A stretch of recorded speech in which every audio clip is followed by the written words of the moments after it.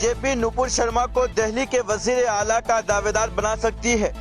ओवैसी। आज Congress party Agnipath scheme के खिलाफ सत्याग्रह का इनेकाद करेगी। बिहार में 3 दिन सुबह 4 बजे से रात 8 बजे तक ट्रेन नहीं चलेगी। मायारी तालीम से ही मुआशरे में तब्दीली आएगी। SY कुरैशी।